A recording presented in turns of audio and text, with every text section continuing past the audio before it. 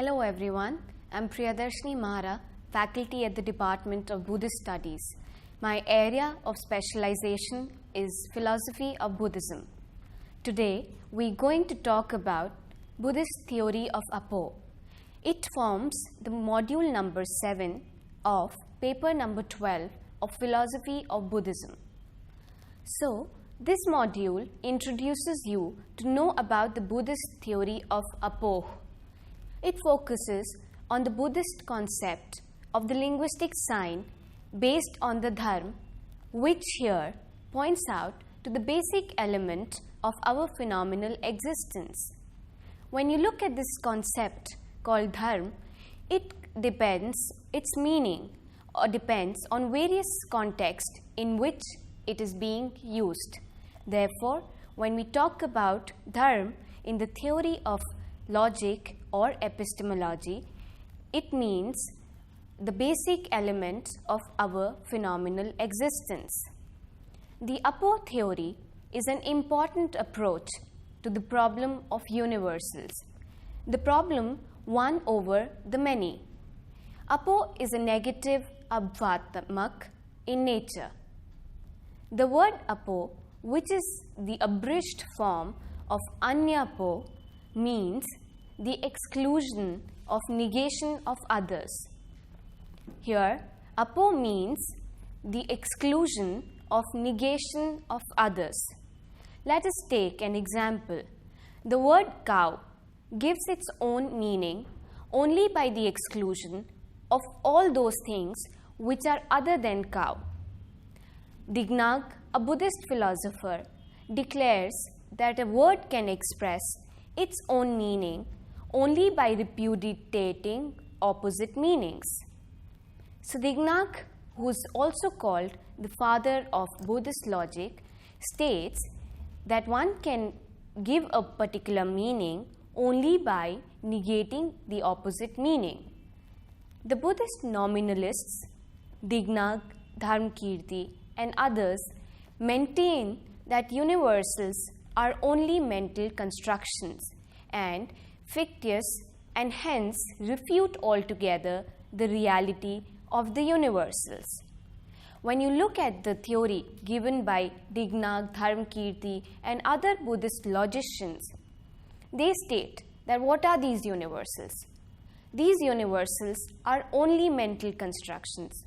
They are construed or constructed by mental formulations, and they are fictitious, and hence they refute altogether the reality of universals.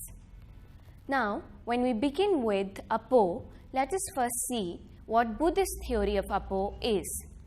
The Buddhists maintain that words have no reference to reality in any sense. So when we look at these words which we use in everyday life, we see that they do not have any reality in any sense. They have no reference to what they are trying to relate. So be it reality. Words, in their opinion, deal with concepts, and these concepts are purely subjective constructions. So if there is a particular thing that exists, and if I want to point it out with words, then these are only my mere mental constructions and nothing more than that. Universals are intellectual, fictitious, and pragmatic, and their pragmatic value is due to their remote extraction from objective facts, which, however, are uncompromising, particulars, discrete, and distinct, and without any continuity or nexus between one and the other. So, when we talk about these universals, what are they called? They are intellectual fictions, and their pragmatic value is due to their remote extraction from objective facts. So, they are mere intellectual fictions developed by the brains or the mind functioning in order to form a conceptual construction.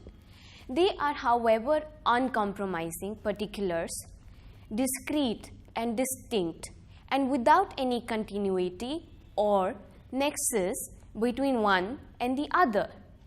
A word, therefore, cannot denote the self-contained unique particulars which is alone real, as has been proved by us. Therefore, when we look at what words have to say, then it cannot denote the self-contained unique particular which alone is real.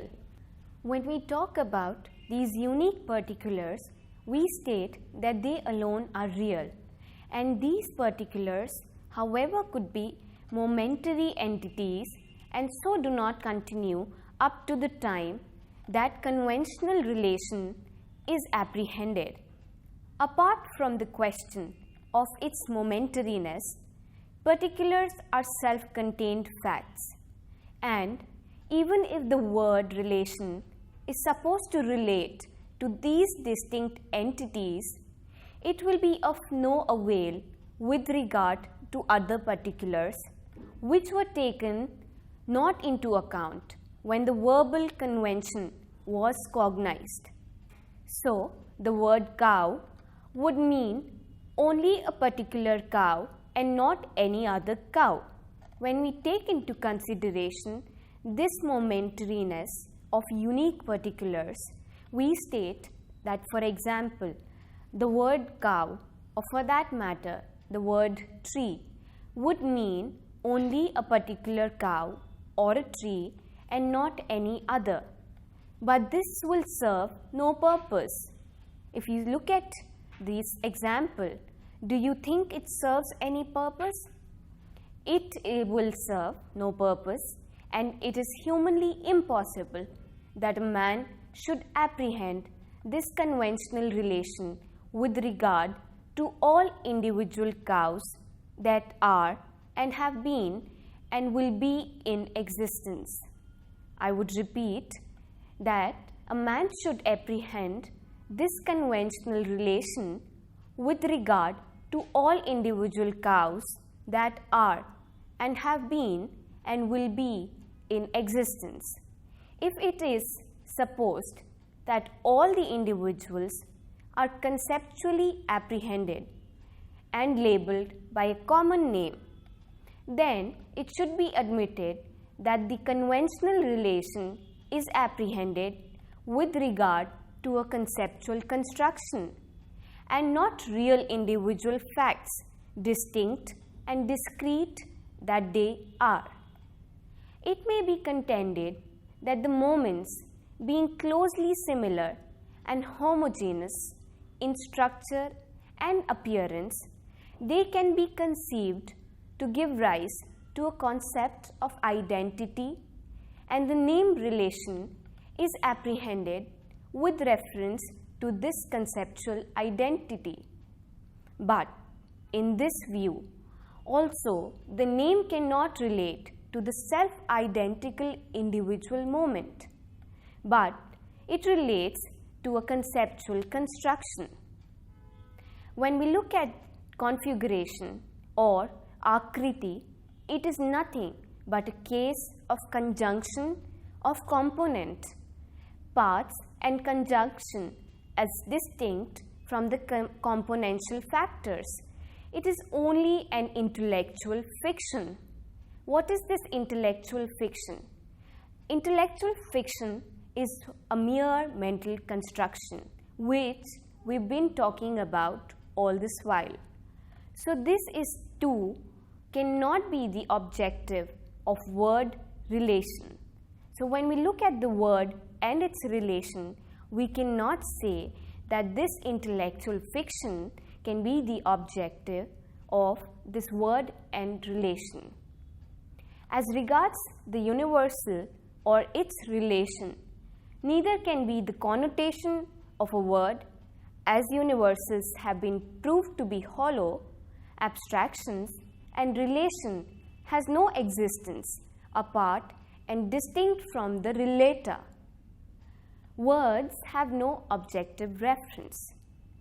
What we want to portray here or point out here is that any word has no objective reference.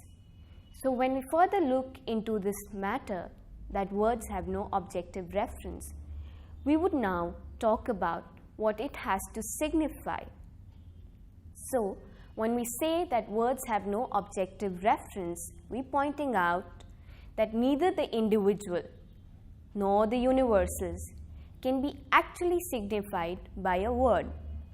So neither the individual nor the universal can be actually signified by a word. Why? Because the individual is self-contained and has nothing to do with any other individual. Why do we use this term individual? We use this term individual to point out to one particular thing or existent. Therefore, we say that the word universal cannot be actually signified by a word because the individual is self-contained and has nothing to do with any other individual, similar or dissimilar, and as such cannot be the subject of verbal convention. So when we look at this thing that the individuals cannot signify or the words cannot signify an individual, we see that subject of verbal convention is missing out, and the universal is abstraction and a subjective fiction, pure and simple. Now when we say that the words cannot connote the universal, why is it so? Because these universal are abstractions and subjective fictions which are pure and simple. What is subjective fiction or what are abstractions? Abstractions or subjective fictions are mere mental constructions. An individual can construct the universals in its own feeling and nature without actually simplifying or relating it to universals as such. The connotation of words is but a subjective idea, a mental image, which however is hypothesized as an objective reality existing in its own right, independently of the thinking mind. So when we look at these words, what are these words? They are defining the subjective understanding of what lies beyond, which is objective reality. So to objective reality, we use our subjective mental construction. Does it lead to anything? Yes, it does. It does lead in defining that the entire existent is what we construct or construe of it, because it is in itself sufficient, but when we term it in such a way in order to make our understanding possible, we use our own subjective ideas or constructions of that particular image. And as this mental image is found to have a distinctive character of its own, which marks it out from other such mental representations, and thus to contain a negative implication, we characterize it by a negative expression. Now what is this negative expression? It is the negation of another, which is also called appo. So when we talk about the negative expression which characterizes a particular thing or existent, it is merely the negation of another, and this is called in Sanskrit as appo. The connotation of a word, therefore, is a subjective notion, a mental image in the first instance, which is a positive idea, no doubt. But as it has an exclusive reference by implication, and as this negative implication gives the verbal import its distinguishing character its real significance and force, the connotation of word is rightly looked upon and designated as fundamental negation. Let me repeat it for you, that as a word has an exclusive reference by implication, and this negative implication gives the verbal import, its distinguishing character, its real significance and force, the connotation of word is rightly looked upon and designated as a fundamental negation. Now, this negative idea has fourfold contention. When we talk about the negative implication of a particular word, which in order to stand or in order to signify itself negates another word or another existent, it has fourfold contention. Now, what is this fourfold contention?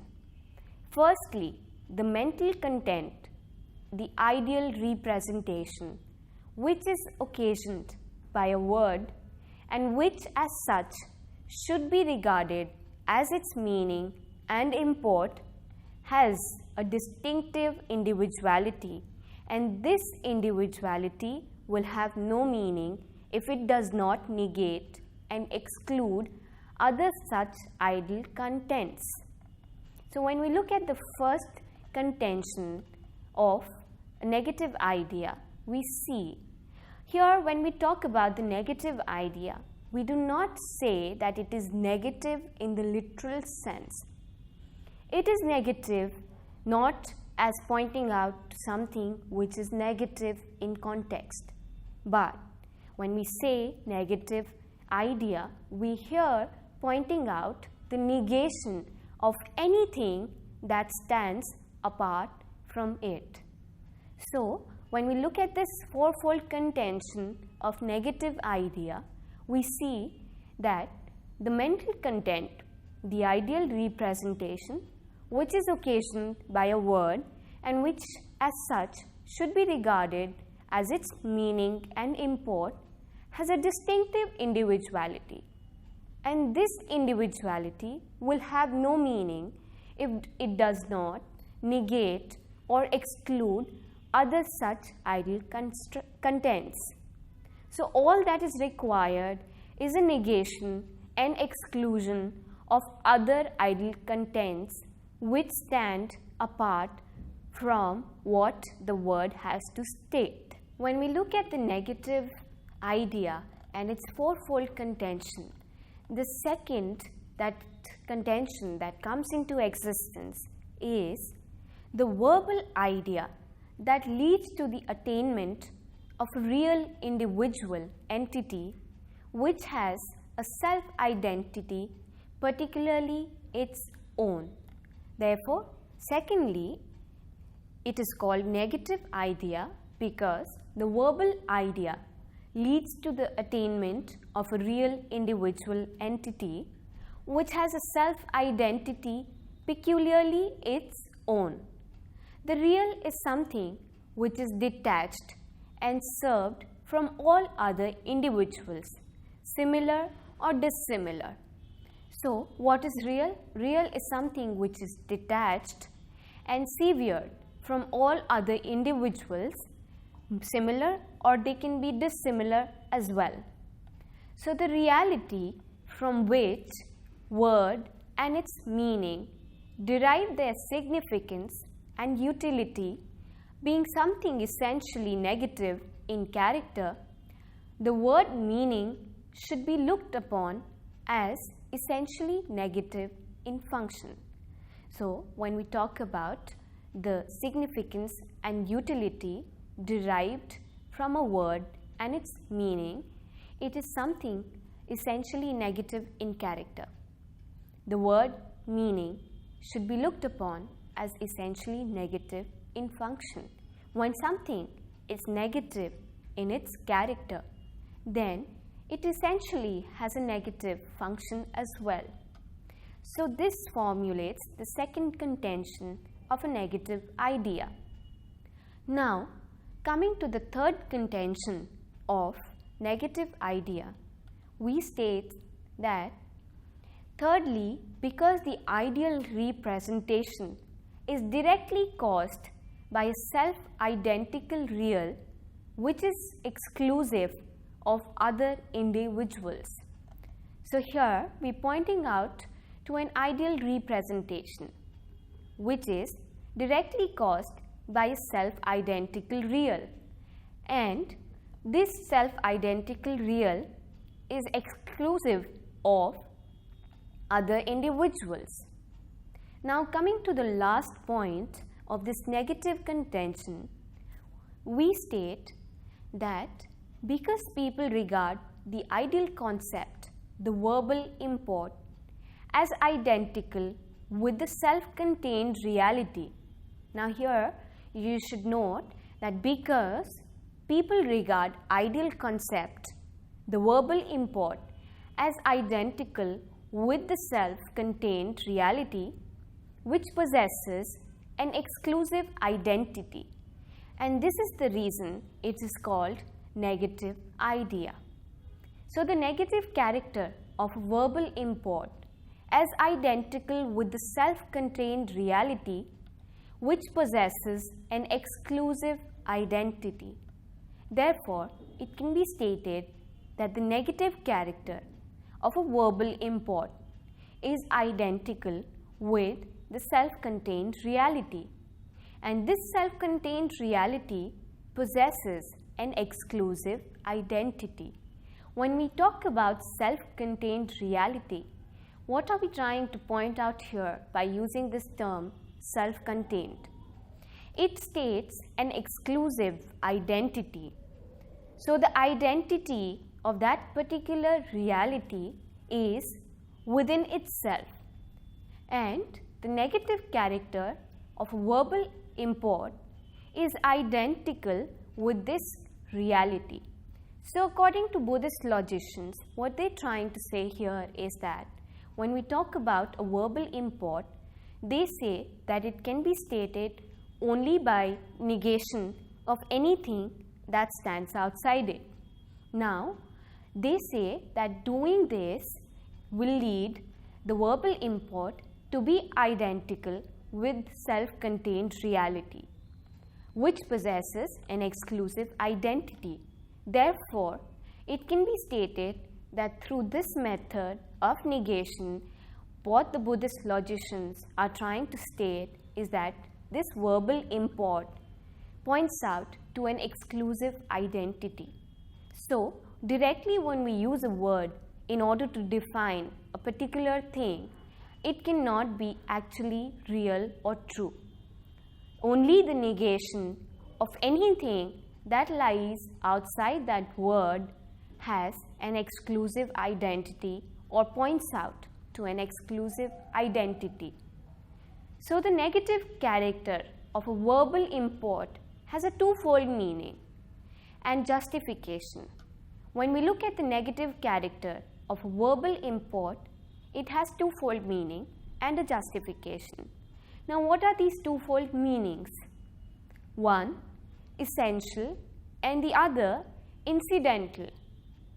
So one meaning of verbal import or of the negative character of verbal import is it is essential, and the other is that it is incidental, according as it is grounded in its essential individuality as well as from its source of origin and ultimate reference. And this negation has a twofold aspect accordingly as it is relative or absolute.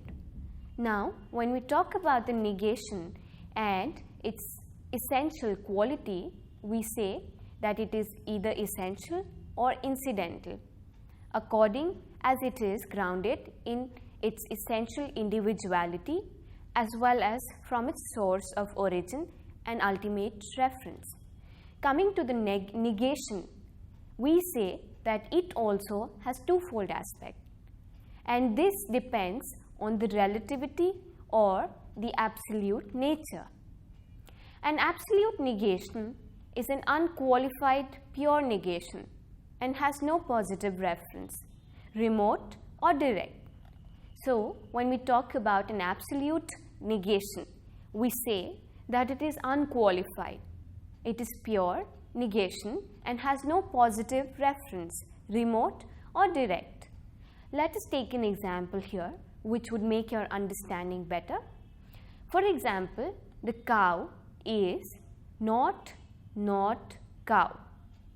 So, when we talk about a cow, in defining the word cow, we state it to be not cow or not non-cow, which is a negative judgment, pure and simple. A relation negation, on the other hand, has primarily a positive reference and its negative value is only indirect and implied in such as much as it comes into relief only in reference to another. So, when we talked about the absolute negation, we saw the example of not non-cow. Now, when we talk about a relation negation, so one you have is the absolute negation and the other is the relation negation. So, a relation negation, on the other hand, has a positive reference and its negative value is only indirect and implied in such as much as it comes into relief only in reference to another. So, we see that there is a negative implication, but it stands only indirectly and not directly. It is an affirmation in and by itself, and only in relation to another it becomes negative in force. So, we can state that it is an affirmation in and by itself, and only in relation to another it becomes a negative force. The import of words is a relatively negative concept and is neither a fact nor an absolute negation. So, when we talk about the import of words, it is relatively negative concept and is neither a fact nor an absolute negation. Then what it is? It is not an absolute negation in as much as it is a conceptual construction positive in character. So, when we say that the import of words is a relatively negative concept and is neither a fact nor an absolute negation, why do we say that it's neither a fact nor an absolute negation? When we look at absolute negation, we say that it is not an absolute negation in as much as it is a conceptual construction positive in character, but it is not regarded as a true measure of reality. Why is it not regarded as a true measure of reality? Because it carries a factual objective reference, though it does not possess any objectivity in itself. So, when we talk about the conceptual construction is positive in character and it is not an absolute negation, we say so because it carries a factual objective reference, though it does not possess any objectivity in itself. When we look at appo from the historical point of view, we see from the historical point of view, we may be justified in summarizing three distinctive landmarks in the eventful career of the doctrine of appo. In the first place, appo or anya appo had its natural meaning of pure negation, so far at least as its comprehensive reference was concerned. It had no positive content or reference. So, when we look at appo from the historical point of view, we can say that in the first place, appo or anya appo had its natural meaning of pure negation. so far at least as its comprehensive reference was concerned. It had no positive content or reference. In the second place, appo was given altogether a new interpretation. Appo was supposed to stand for a positive conceptual construction, a purely subjective idea, fondly objectified by the realist bias of our psychological constitution. This realistic reference was traced to the working of previous subconscious impressions lying embedded in the subliminal region of consciousness from a beginning less time. But still it had a negative implication, and this negative aspect, though not psychologically felt, was regarded to be the fundamental keynote of verbal import. So when we look at this negative implication, this negative aspect, though not psychologically felt by the individuals, it was regarded to be the fundamental keynote of any verbal import. Now, when we talk about the historical point of view, in the third place, we find Ratnakirti, a Buddhist logician, entering the arena with his subtle, dialectic and forceful diction. What was his subtle dialectic and forceful diction? He does not subscribe to the position of Shanti Rakshit, who held that word conveyed a positive meaning in the first instance and a negative import by logical implication. Now, when we look at Shanti Rakshit, we see that he said that a word conveyed a positive meaning in the first instance and a negative import by logical implication. There were some other Buddhist thinkers. One can guess from the words of Ratnakirti, who thought negation to be the primary meaning, and the positive aspect of negation was supposed to be understood by a logical construction. So there were certain thinkers who went along with what Shanti Rakshit had to say. Appo is the denotation of a word. The positive universal is a false creation of the intellect. So we see that this is what was the stand of Ratnakirti in stating that it is primarily negative rather than primarily positive. Now, concluding as to what is the definition of appo according to Buddhist logicians, we can say that it is the denotation of word. The positive universal is a false creation of the intellect. So when we say positive universal, it is a mere false creation of the mind. Words are neither synonymous nor not synonymous because they denote neither unity nor plurality. It is only the word which is unreal because it depends on the pure whim of the person using it. Words do not cognize external objects. They cognize only their own reflections. So when we say that my word stands correct in order to be able to cognize external objects, I am mistaken here because according to Buddhist logicians, words cognize only their own reflections, which is based on the mental attitudes or mental constructions. And on account of the force of ignorance, words mistake their own internal reflections to be external objects. This is all that they can do. Words cannot even touch the object. Therefore, Dignath and Dharmakirti contend that universals are mere names and that reasons give rise to concepts, though not ultimately real, accompanied by belief in their objective reference, but in order to present the particulars in its own form, the theory of exclusion has become one of the most prominent pillars of Buddhist epistemology.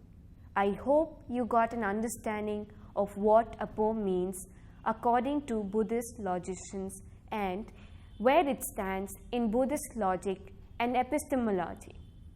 Thank you.